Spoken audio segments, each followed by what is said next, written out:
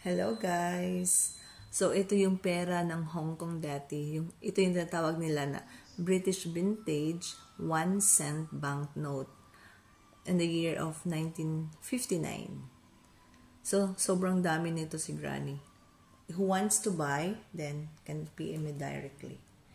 So, para siyang play money. Actually, wala siyang year. Wala siyang year. So, ipapakita ko sa inyo kung gaano kadami. So, this is it. Sobrang dami ni Granny nito. At saka super liit lang din siya.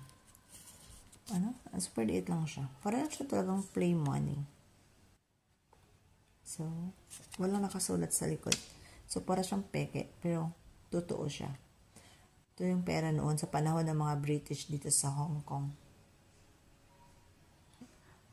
So, ginawa ko is by 10 kasi nahirapan ako mag-count. So, super dami. So, diba? Ang dami. In the year of 1959. Ang daming collection ni Granny nito.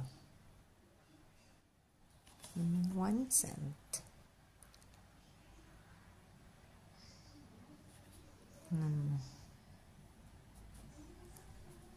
So, kung hindi pa ako dumating sa buhay niya, hindi namin to nakakalkal. Diba? Ang dami. So, this is 60 cents na. 60, 70, 80, 90, 100. So, it is $1 na. This is 100. 10, 20, 30, 40, 50, 60, 70, 80, 90, 100. Another 100. So, it means $2. 1, 2, 3, 4, 5, 6, 7, 8, 9, 10. So, this is 100 also. So, $300. It means $3. 1,